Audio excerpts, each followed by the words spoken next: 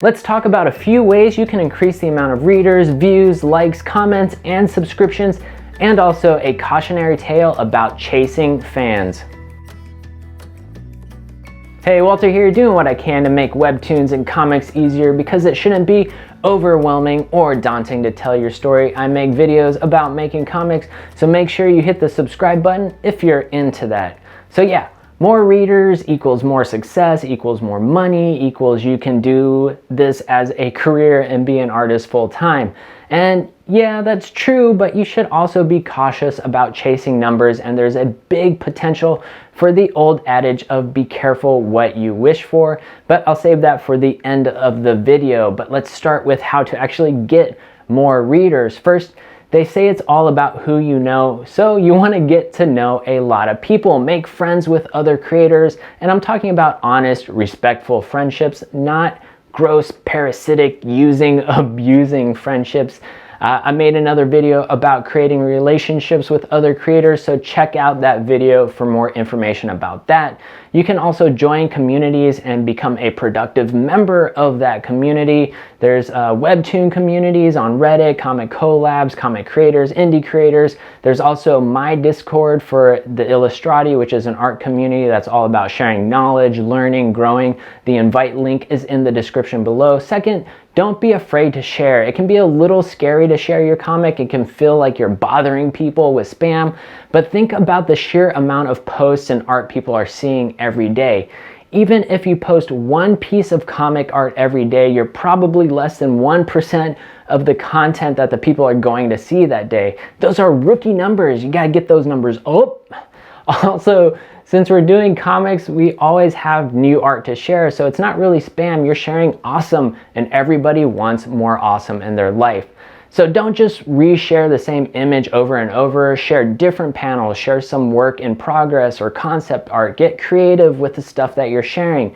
Maybe do a dramatic reading of your own comic on TikTok. Make it a two-way street. Ask for opinions. Should this character have green hair or purple hair? Should they wear a coat? Should Sarah punch Joe? Let me know in the comments after you read the episode. Use hashtags like comics, webtoon, webtoon canvas, tapas, or whatever comes to mind. Is there a panel with an alligator in it? Use the hashtag alligator. Don't forget to include the link to your comic and to put it in your bio or create a Linktree page, which is just a simple page that lists all of your social platforms. Make it super easy for people to find you. Don't hide in the dark. And if you run into some people that complain that you're spamming, just tell them to screw off. You don't need that kind of energy. And if they didn't complain about the spamming, they would probably find something else to complain about anyways.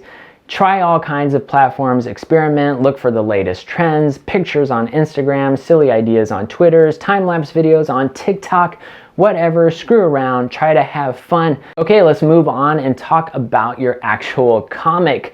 Obviously, the most important part of gaining readers is having a good comic. You did all of that work ahead of time to actually get people to go to your Webtoon page. Now it's up to your comic to keep them there. One piece of advice you'll usually hear is going to be posting a lot. It's true, the more you post, the more chance you're gonna have of catching someone's attention. But making comics takes a lot of time, so a lot of us can't post a lot of content often. I think it's more important to post consistently. You're going to create an agreement with your readers. Let them know in your Webtoon description or wherever that your comic is going to update on the 1st of every month. And then do your very best to update on the 1st of every month. Don't post once a week and then wait 4 months and then post another episode and then ghost your readers for another month and then post 3 episodes all on the same day. It's going to confuse your readers. They don't know what to expect, so they're going to give up. Maybe they'll come back in 6 months to check in, or maybe they're just going to completely forget. Do your very best to stay consistent. Of course, if life happens and you need to take a break, don't be afraid to take it.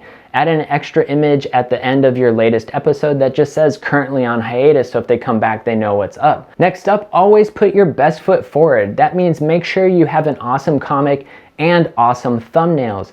The thumbnails should be clear and simple. Try to pick images that show off the art style and the vibe and the genre of your webtoon. Don't just use the same image over and over again. It's a missed opportunity to assault your potential reader with just the sheer amount of amaze in your comic. The other thing is the summary. Write one. Spend some time doing it. Make it engaging, enticing, and vibing. I don't know. Just make it good, and also make the grammar good, or people will comic assume hard to read. Best foot forward also means making sure your first episode is rock solid. Don't use a teaser image or a comic cover or concept art or some rando message that says, hey, I'm starting a comic in 2 weeks for your first episode. When I click first episode, I want to read your first episode. It'd be like going to watch a movie and they roll like 20 minutes of credits right at the very beginning of the movie. That's not a strong start. You want your start to be really strong. Now, starting with a prologue is up for debate, and it depends on how you do it. In my opinion, if you're going to do a prologue, it should be in the same style and have the same feel as your main story. Don't have an episode that is only a bunch of blank black panels with random dialogue that doesn't really mean anything, or abstract art with a ton of narration giving the oral history of kingdoms that we don't really care about yet. Show me your story, the characters that I'm going to be following, get me excited. I did a video about the best practices before you launch your webtoon, so check that out if you want more details. Also, you can try gaming the system. Webtoon lists the top comics by genre, so trying to get into those boxes could really help boost your readership. Webtoon has 50 million readers. Even if it's just a small percentage browsing for new content, that's still a lot of potential readers looking for you. You get 2 genre types, but comics can cross across more than 2 genres. Your comic could be sci-fi, superhero, adventure, mystery, thriller, all in one. So try different combinations of genres. Your comic may not work for action people, but mystery people will love it. So change your genre around, see which ones work, which ones get you the most readers.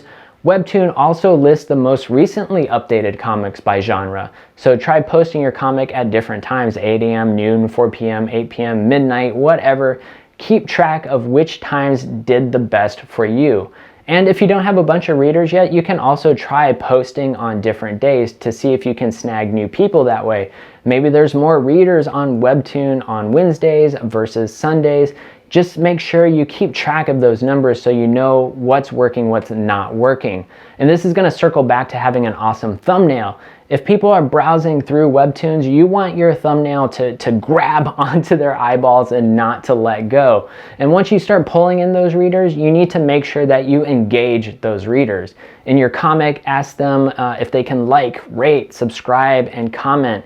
It helps if you just ask for them to do one of those things. Otherwise, it becomes a bigger ask and they'll end up not doing any of them. Like right now, I'll say, if you're digging this video, make sure to hit that like button. Thanks. You know, it's not bad to ask for a little help from your readers or viewers. Pretty much all of them would love to be able to help you, and they'll help out with a subscribe or a like or a share. They just need a little reminder because sometimes a lot of us are on autopilot and we don't think about it. Also, if someone takes the time to comment on your webtoon, make sure to reply to them, even if it's just a simple thank you. This lets your readers know that you actually appreciate them reading and enjoying your comic. Eventually, this may become untenable, but you can worry about crossing that bridge when you come to it. Okay, so those are some of the ways to get more readers. It's not magic, it's actually a lot of hustling and experimenting and a lot of work. And most importantly, it's going to take a lot of time. There is no shortcut.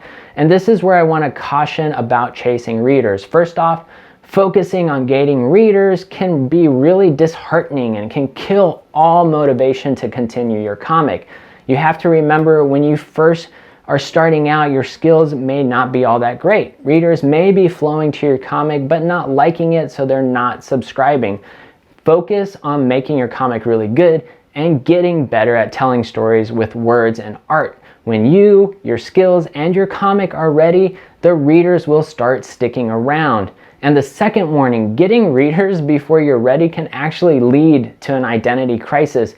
New creators need time to grow and blossom. They have to find their own voice, who they are as a creator.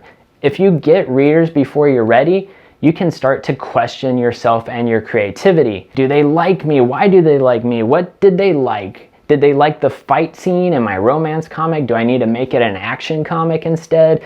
Did they like the kiss in my action comic? Should I do more kissing and less fights? Case in point, when I started this YouTube channel, I didn't really have a plan. Honestly, I didn't know where all of you came from, but to me, it kind of felt like you all appeared overnight. And I had no idea who I was as a YouTube creator. I wasn't even sure what type of videos I wanted to do, how I wanted them to look, or anything. There was a couple of months where I was constantly questioning myself, and I got really stressed out about making these videos because I didn't want to let all of you down. I was worried about making everybody happy instead of thinking about what I wanted to create and staying true to myself, because I didn't know who myself was yet. And that's not really a good place to be creatively. So yes, of course you want more readers, and yes, of course I want more viewers, but it's a long road and you don't want to reach the final boss before you've upgraded all of your equipment, or some types of sports metaphor motivational thing here. But yeah, if you want to support me and support these videos and you don't like Patreon, I just created a Ko-fi page so you can throw some change at me and I can go buy some coffee. Okay, question time. For those who think they don't have readers, how long have you been making your comics? And for those of you who feel like you have readers, how long were you making comics before you started seeing your readership actually grow? For me, it was probably a good 2 years before I really started seeing anything of note, and honestly, maybe 3 or 4 years before it even looked like there was a potential for me having an art career. It's gonna take time, it's gonna take a whole lot of time, but for now, just focus on making your comic and finding yourself. And if you wanna keep making comics easier, be sure to like, link, love, hug, and hit that sub button for more sweet, sweet goodness. Catch you in the next episode. Peace.